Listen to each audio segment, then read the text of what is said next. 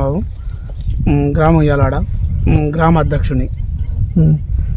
ఎన్ని సంవత్సరాల నుంచి కాంగ్రెస్ పార్టీలో ఉంటున్నాను? 6-7 సంవత్సరాలు ఉంటున్నాను. గతం 10 నాకు ఉగాది తెలిసిన నుంచి 15-20 సంవత్సరాల నుంచి పనిచేస్తున్నాను.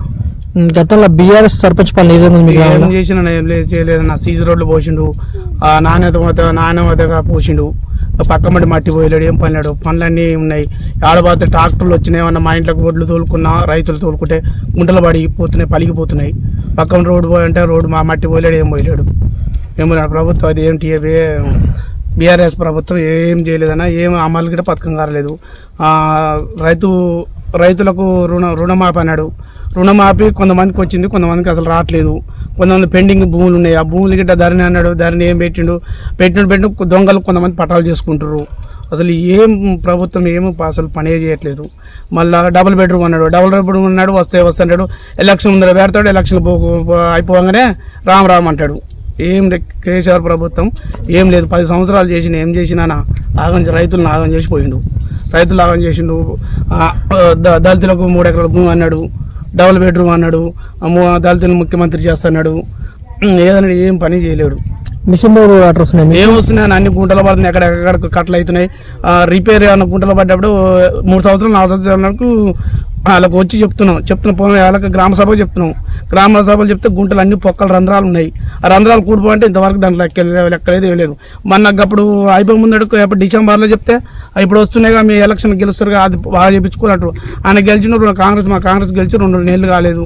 2 నెలలు అన్ని పనులు కానంటే ఆల్రెడీ అవకతవకలు చూసుకోవాలి కాంగ్రెస్ ప్రభుత్వం గిట్ట కదా. కాంగ్రెస్ పార్టీ 6 గ్యారంటీ పథకాలు హామీ చెప్పి అధికారంలోకి వచ్చింది. అవి ఎంతవరకు ఇంప్లిమెంట్ అయితే? కంపల్సరీ అయితే నా కాంగ్రెస్ ప్రభుత్వం కంపల్సరీ చేస్తుంది.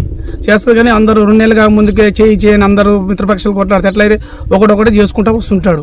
ఇప్పుడు 2 గ్యారెంటీ పథకాలు ఆల్రౌండ్ రిలీజ్ చేసిండు. రైతులకు ఇది ఉండేది ఏంటంటే రుణమాఫీ. రైతుకు రుణమాఫీ వస్తుంది కదా, వస్తుంటే ఈ 2 నెలల లోపల వచ్చి చేస్తాడు. ఆ రుణమాఫీ అన్ని 6 గ్యారెంటీలు కంపల్సరీ స్లో మూవ్మెంట్గా చేస్తాడు. ఎందుకు తొందరపడొద్దు అందరూ.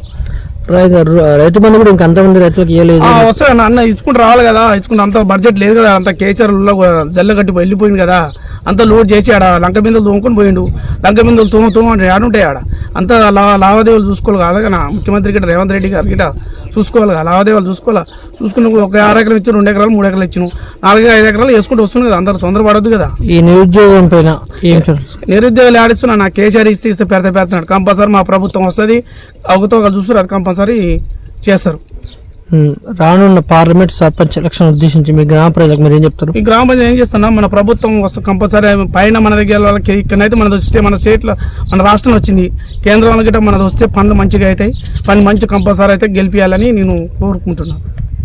సర్పంచ్ బాగుంది అనుకుంటున్నాను. సర్పంచ్ ఏందన్నా, మన ఓవలైన వ్యక్తి మంచిగా మన ఊర్లో మందిని జనాల్ని ఓవల్ని మంచి వ్యక్తి మంచిగా ఉంటే వాళ్ళని మా తరపునే మేము ఒక వ్యక్తిని మంచిగా నిలబెట్టుకుంటాం, పనులు చేసే పని నిలబెట్టుకుంటాం. మీరు మీ గ్రామంలో ప్రధాన సమస్యలు ఏంది? పరిష్కారం ఏందన్నా, రోడ్లు ఉన్నాయి. రోడ్లు ఒక ఓలో బీఆర్ఎస్ ప్రభుత్వం వచ్చింది. బీఆర్ఎస్ ప్రభుత్వంలో వాళ్ళ బజార్కి వాళ్ళు వేసారు. కొంత ప్రభుత్వం నాకు ఓటు వేయలేవుగా, నీకు నీ రోడ్లు పోయిన అన్నాడు.